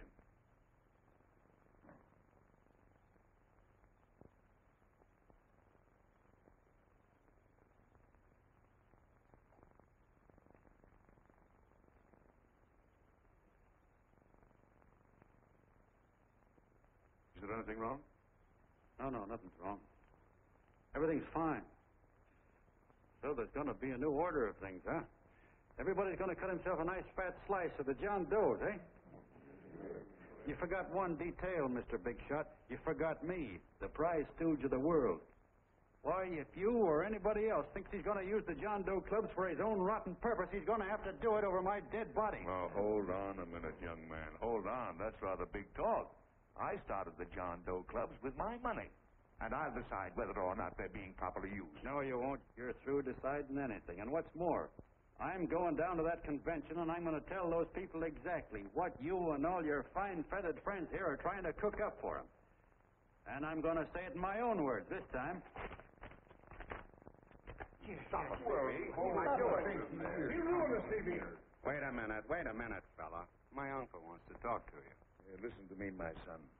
Before you lose your head completely, may I remind you that I picked you up out of the gutter and I can throw you right back there again? You've got a nerve accusing people of things. These gentlemen and I know what's best for the John Does of America, regardless of what tramps like you think.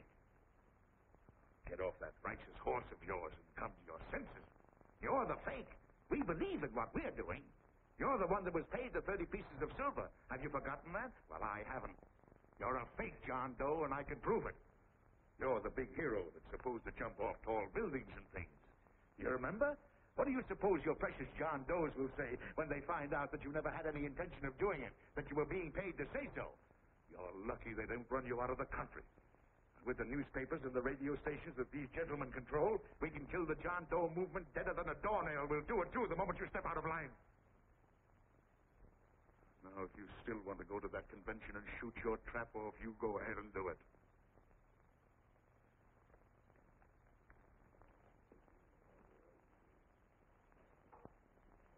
You mean to tell me you try to kill the John Doe movement if you can't use it to get what you want? You bet your bottom dollar we would.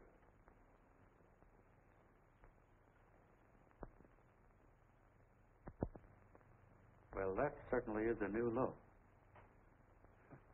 I guess I've seen everything now.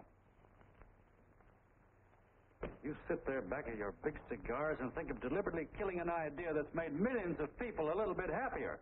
An idea that's brought thousands of them here from all over the country, by bus and by freight and jalopies and on foot, so they can pass on to each other their own simple little experiences. Why, look, I'm just a mug and I know it, but I'm beginning to understand a lot of things. Why, your type's as old as history. If you can't lay your dirty fingers on a decent idea and twist it and squeeze it and stuff it into your own pocket, you slap it down. Like dogs, if you can't eat something, you bury it. Why, this is the one worthwhile thing that's come along. People are finally finding out that the guy next door isn't a bad egg. That's simple, isn't it? And yet a thing like this got a chance of spreading till it touches every last doggone human being in the world, and you talk about killing it. Why, when this fire dies down, what's going to be left? More misery, more hunger, and more hate. And what's to prevent that from starting all over again? Nobody knows the answer to that one, and certainly not you with those slimy, polished-up theories you got. The John Doe idea may be the answer, though. It may be the one thing capable of saving this cockeyed world. Yet you sit back there on your fat host and tell me you'll kill it if you can't use it. Well, you go ahead and try. You couldn't do it in a million years with all your radio stations and all your power. Because it's bigger than whether I'm a fake. It's bigger than your ambitions, and it's bigger than all the bracelets and fur coats in the world. You bet it is, John. And that's exactly what I'm going down there to tell those people. A minute, you ungrateful rat. My uncle's been too good. Get away. Give me the bullet. I've always told you, D.B., you're playing with dynamite. All right, now, get away. Before you get through tonight, he'll rule the door. I'll stop and cold. Don't worry, I've been ready for this. John! Oh, John, please listen to me. Please, I can explain everything, John. I didn't know what they were going to do. Let me go with you, John. John, please. Go ahead, driver. Full park. Please let me go with you. Please. John! Mr. Martin wants to see you. Listen to me, Mayor Lovett. You do as I say. I want them both arrested. You tell the police department to pick up Canal. I've got the girl here. I've got the bullet. I don't care what you charge him with. If you're worried, let him go in the morning, but keep him in jail overnight. Hello, Bulletin. Put wire on.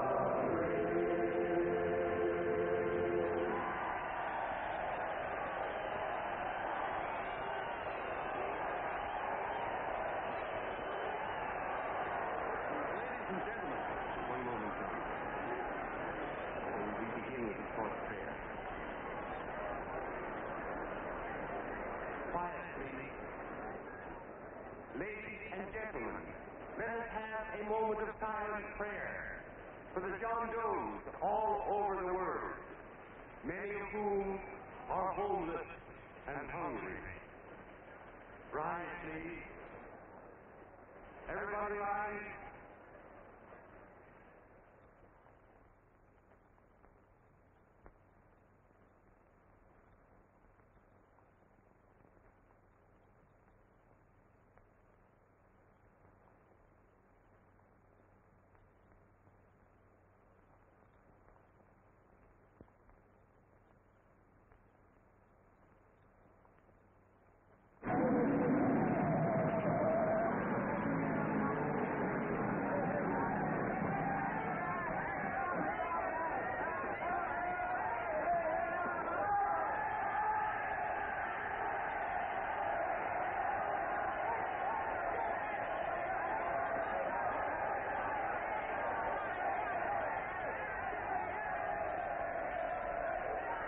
Newsboys.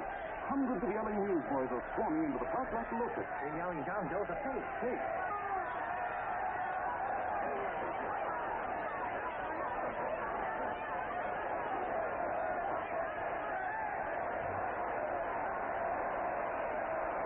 Investigation urged by Chamber of Commerce. How could I be a fake? It must be some kind of a gag. Oh, what? A gag. A gag.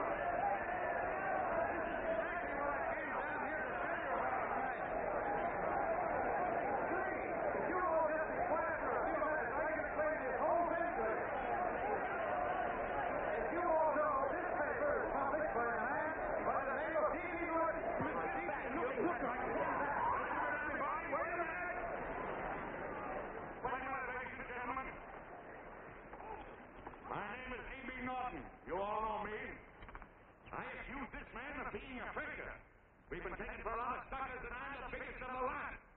I spend a fortune backing this man in what I believe to be a sincere and worthy cause, just as you all did.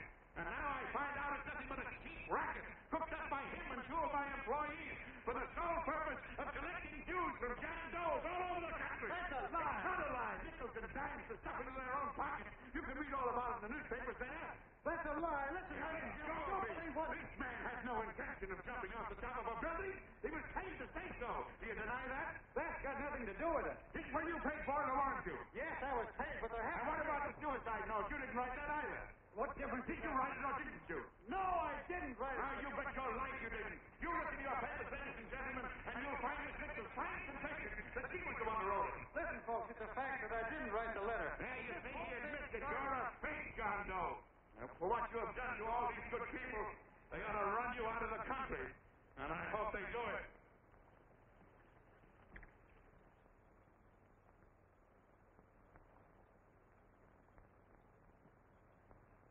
Speak up, John. We believe you. Please, listen, folks. Now that he's through shooting over his face, I've got a couple of things to tell you about. Come on, the rest of you get in here and riot. Break this crowd up. Come on. I'm sorry, folks, but we can't hear him anymore. Something's gone wrong with the loudspeakers. John Doe's a fake. They can't hear me. This thing's not working. Ladies and gentlemen.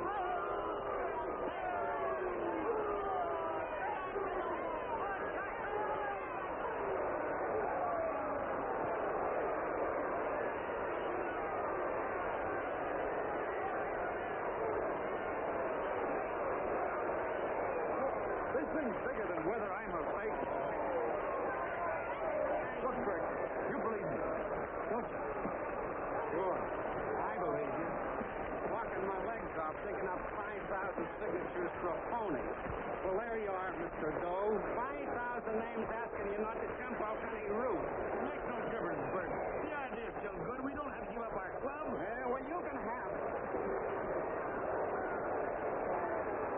They're starting to throw things. Somebody's going to get hurt. I'm afraid it'll be John Doe. Listen to that mob.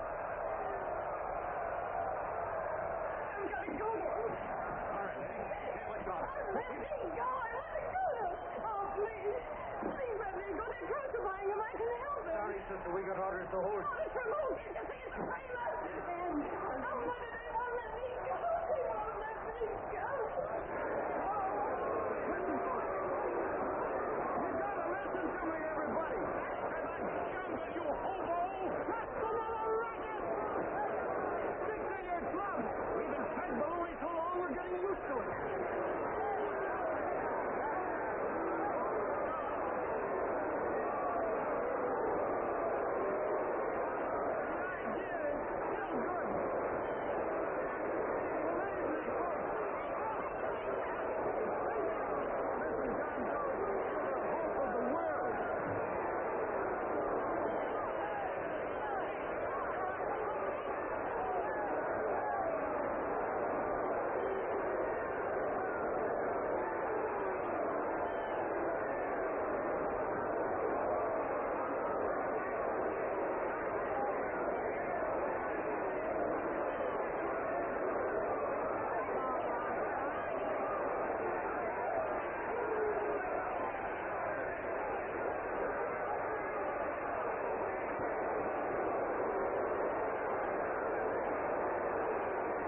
Managed to get him out of the park.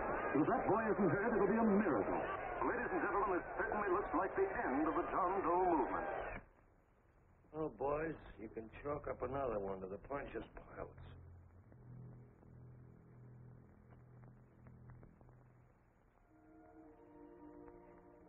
I should have been there.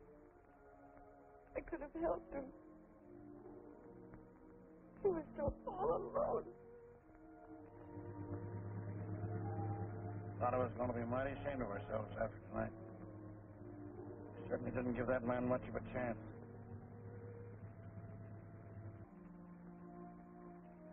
Have some more coffee, Long John? No thanks, Tom.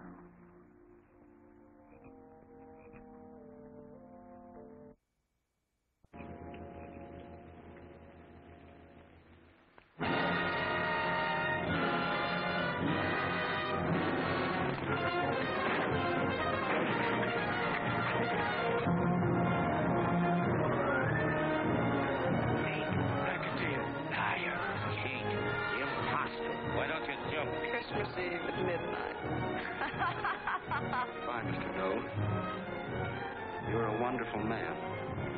And God bless you, my boy. I'll get in there and catch him. You're a fake John Doe, and I can prove it. You're the big hero who's supposed to jump off tall buildings and things. You remember? What do you suppose your precious John Does will say when they find out that you never had any intention of doing it, that you were being paid to say so? Christmas Eve at midnight.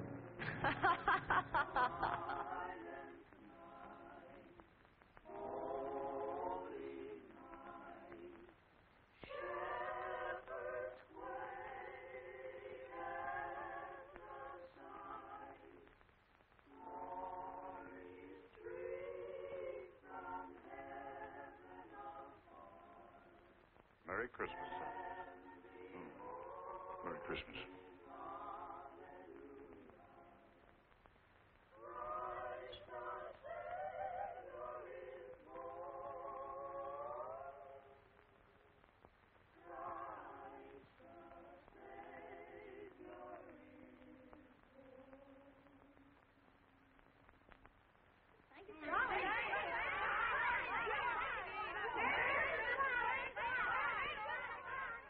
Who?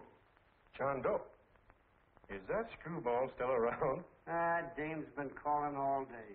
Sure, I know. Yeah, at midnight, huh? Okay, lady. We'll have the place surrounded with nets. They're laughing at me.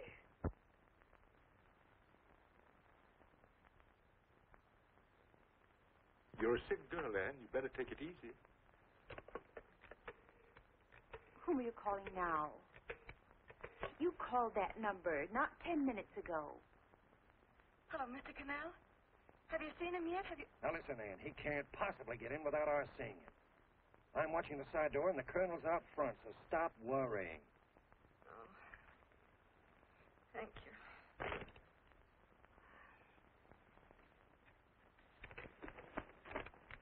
What, Ann? Anne, don't be foolish. If this isn't the craziest, the battiest, the looniest wild goose chase I ever heard of. Shut up, Bert. Sourpuss is right. Yeah, well, if he is, I'm a banana split. That man is going to be on that roof. Don't ask me how I know. I just know, and you know it as well as I do. Sure. I'd like to believe in fairy tales, but a guy that's a fake isn't going to jump off any roof. I don't think he was any fake, not with that face. And anyway, what he stood for wasn't a fake. Okay, honey, okay.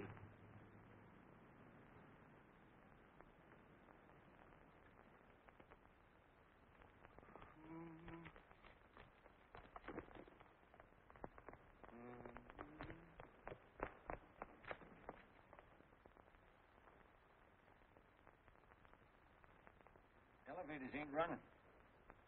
Colonel, You shouldn't get out of bed, miss. has he been here? No. Have you seen him? I ain't seen him for a week. Where's Canal? He's watching the other door. Oh, gee, you're swell.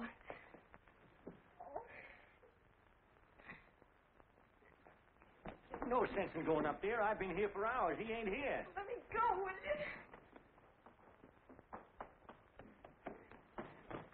Now, that's crazy. It's 14 floors.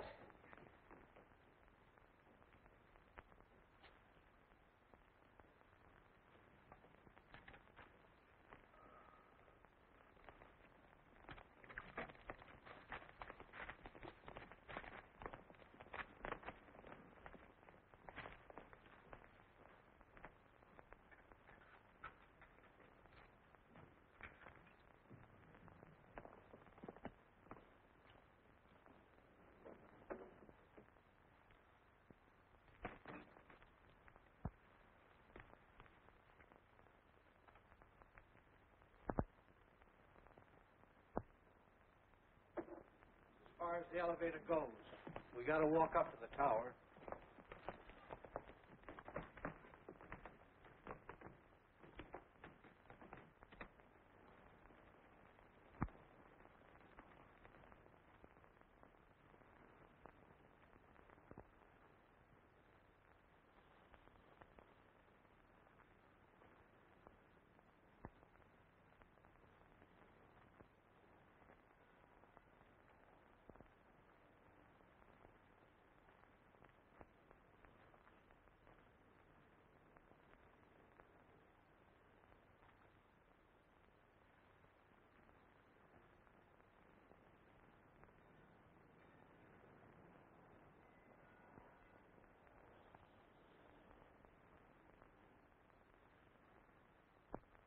That tramp was probably full of Christmas cheer and asleep in some flop house. Let's go. I've got to decorate my tree.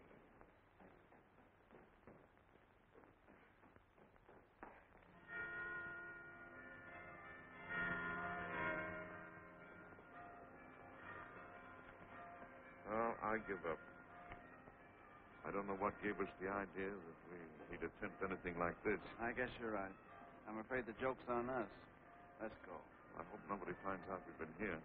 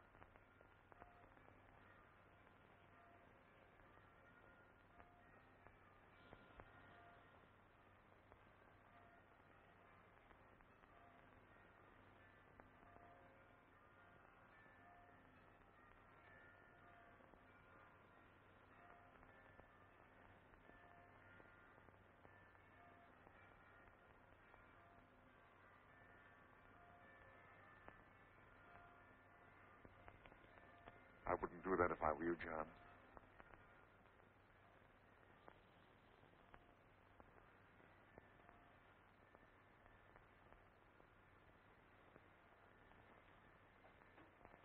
It'll do you no good. The mayor has policemen downstairs with instructions to remove all marks of identification you may have on your person.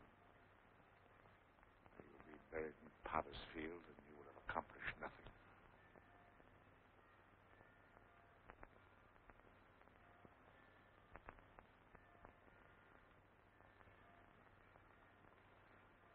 I've taken care of that. I've already mailed a copy of this letter to Mr. Cannell. John, why don't you forget this foolishness? Stop right where you are, Mr. Norton, if you don't want to go overboard with me.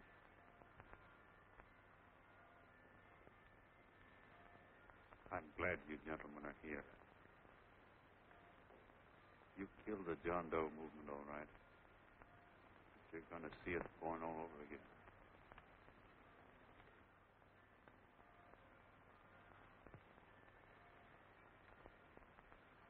Now, take a good look, Mr. Norton. John! John! Oh, John, no, I won't let you. I love you, darling. Oh, please. Please don't give up. We'll start all over again. Just you and I. It isn't too late. The John Doe movement isn't dead yet. You see, John, it isn't dead or they wouldn't be here. It's alive in them. They catch it alive by being afraid. That's why they came up here. Oh, darling. Sure, it should have been killed. It was dishonest. But we can start clean now. Just you and I. It'll grow, John, and it'll grow big because it'll be honest this time. Oh, John, if it's worth dying for, it's worth living for. Oh, please, John. Oh. Oh, please, please, God, help me. John, look at me.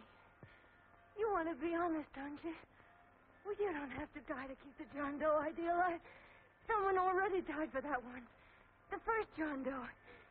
And he's kept that idea alive for nearly 2,000 years. It was he who kept it alive in them. And he'll go on keeping it alive forever and always. For every John Doe movement these men kill, a new one will be born. That's why those bells are ringing, John. They're calling to us. Not to give up, but to keep on fighting, to keep on pitching. Oh, don't you see, darling? This is no time to give up. You and I, John, we... Oh, no. No, John. If you die, I want to die, too. Oh, I love you.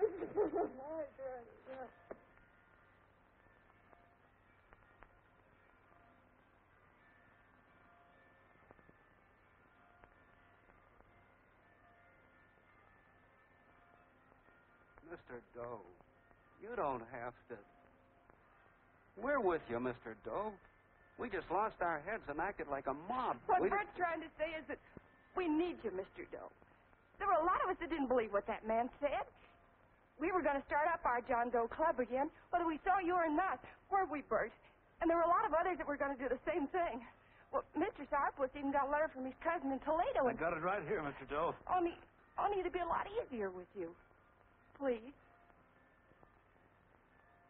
Please come with us, Mr. Doe.